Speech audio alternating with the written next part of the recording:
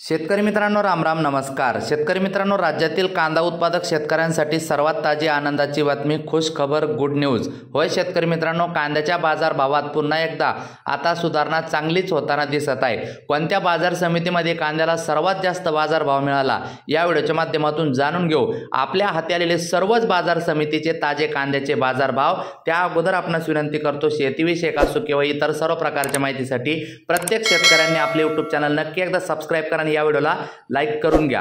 कांद्याचे भाव जाणून घेण्यापूर्वी अजून एक शेतकऱ्यांसाठी आनंदाची महत्त्वाची बातमी, शेतकऱ्यांची विजेची गरज सौर ऊर्जेतून भागविणार। मुख्यमंत्री देवेंद्र फडणवीस यांचा संकल्प, चौमली देवळीपाडा उच्चवंदन जलविद्युत प्रकल्पासाठी तब्बल 8,000 कोटीचा सामंजस्य करार।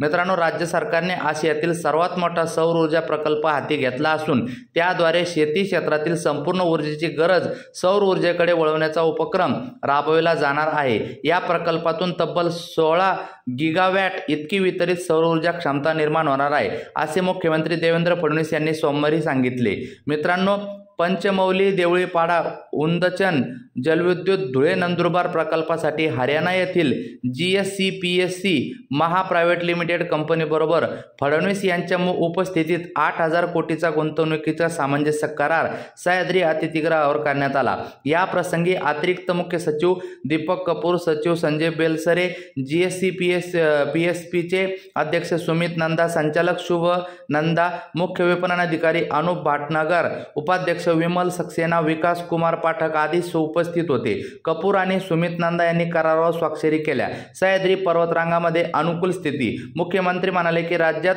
विशेषतः सह्याद्री पर्वतरांगामध्ये उंदचन जलविद्युत प्रकल्प राबवण्यासाठी अनुकूल भौगोलिक परिस्थिती असल्याने महाराष्ट्राला मोठा फायदा मिळणार आहे। त्यामुळे राज्य सरकारने ऊर्जा ग्रीड स्थिर ठेवण्यासाठी उंदचन जलविद्युत प्रकल्प धोरणाला वेग देण्याचा निर्णय घेतलेला आहे।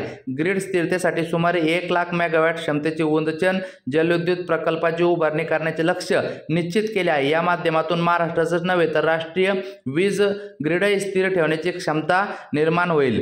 त्याचबरोबर कराराची वैशिष्ट्ये म्हणजे 1,500 मेगावॅट वीज निर्मिती, 2,500 रोजगार देणार, 2,890 कोटी रुपये सरकारला दरवर्षी महसूल मिळणार। वळूया कांद्याच्या बाजारभावाकडे। मित्रांनो, कृषी उत्पन्न बाजार समिती नाशिक खाजगी बाजारात कांदा तब्बल 2,600 पर्यंत जाऊन पोहोचलेला आहे। त्यानंतर मित्रांनो, कोल्हापूर जास्तीत जास्त कांदा 2,000 रुपये, त्यानंतर चंद्रपूर गजवड जास्तीत जास्त कांदा 3,000 रुपये, त्यानंतर मुंबई कांदा बटाटा मार्केट जास्तीत जास्त कांदा 2,000 रुपये, त्यानंतर सातारा येथे जास्तीत जास्त कांदा 2,000 रुपये, त्यानंतर सोलापूर येथे लाल कांदा जास्तीत जास्त 2,400 रुपये, त्यानंतर इंदापूर लाल कांदा जास्तीत जास्त 2,500 रुपये, त्यानंतर अमरावती फळ आणि भाजीपाला लोकल कांदा जास्तीत जास्त 2,000 रुपये, सांगली फळ भाजीपाला लोकल कांदा जास्तीत जास्त 2,200 रुपये, त्यानंतर कामठी येथे लोकल कांदा जास्तीत जास्त 2,020 रुपये, त्यानंतर शेवगाव येथे नंबर 1 जातीचा कांदा जास्तीत जास्त 2,100 रुपये, सोलापूर पांढरा कांदा जास्तीत जास्त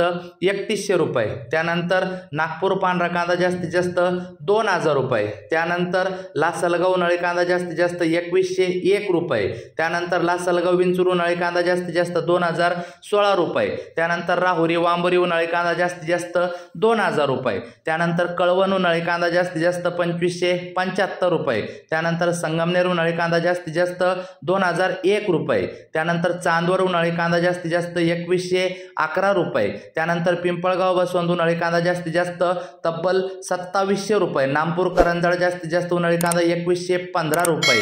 त्यानंतर भेटूया पुढच्या व्हिडिओत, नक्की सबस्क्राईब करा। धन्यवाद।